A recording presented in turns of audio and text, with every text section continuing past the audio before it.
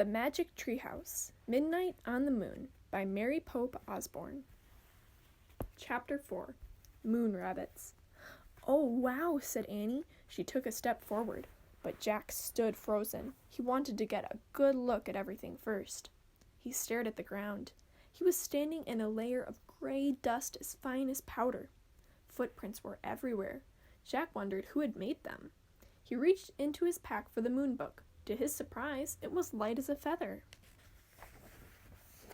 He found a picture of footprints on the moon. He read, "The moon has no rain or wind to blow the dust around, so footprints will never wear away naturally, not even in 1,000,000,000 years." "Oh man," Jack said. The moon was the stillest place he had ever been.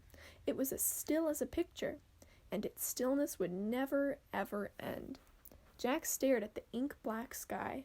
A lovely blue and white ball glowed far away. Earth. For the first time, it really hit Jack. They were in outer space. "Look!" Annie cried, laughing. She bounded past Jack, almost flying through the air. She landed on her feet.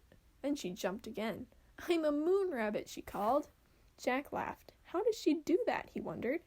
He turned a page and read, "A person weighs less on the moon because of the moon's low gravity and lack of air. If you weigh 60 pounds on Earth, you would only weigh 10 pounds on the moon." "Don't just stand there reading," said Annie, grabbing the book from Jack's gloved hand. She tossed it into space. It flew far away. Jack started after it. He bounded up and down. Boing, boing, boing. Now he felt light as a feather. "Look," he called to Annie, "I'm a moon rabbit too." Where Jack's boots hit the ground, moon dust gracefully sprayed into space. The book had landed at the edge of a shallow crater. When Jack reached it, he tried to stop, but his feet slipped. He fell right over and lay on his side. He tried to stand, but he was too off balance. He tried again, but the dust was just too deep, and his spacesuit was too clumsy. "You okay?" asked Annie. "I can't get up," said Jack.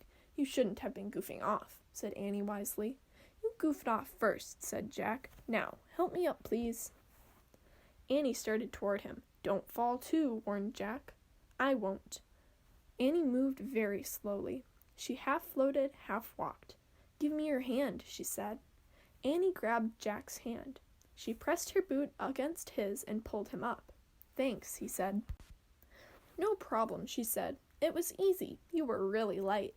"Thank goodness," said Jack. "It's impossible to get up alone." He picked up the moon book. It was covered with dust. He brushed it off. "Oh, wow, look," said Annie. She stood at the edge of the crater. "What is it?" said Jack. "A moon buggy," said Annie. The buggy was parked in the crater. It had 4 huge wheels. "Let's go for a ride," said Annie. "We can't," said Jack. "We just have 2 hours of air in our tanks, remember?" "I bet we'll find the M thing faster if we take the moon buggy." Annie bounded into the crater.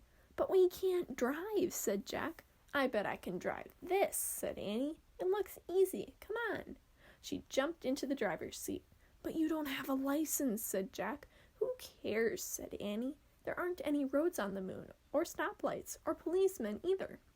She was right, Jack thought. "Well, go slow," he said, and he climbed in beside her. Annie pushed a button labeled "On." The moon buggy lurched backward. "Yikes," said Annie. "Step on the brake," said Jack. Annie pressed a pedal on the floor. The buggy stopped with a jerk. "Whew," she said. "It must be in reverse," said Jack. "Let me study this." But before he could study anything, Annie pushed another button. The buggy tilted back. Its front wheels started to rise into the air. "Let me out of here," said Jack. Annie pushed more buttons.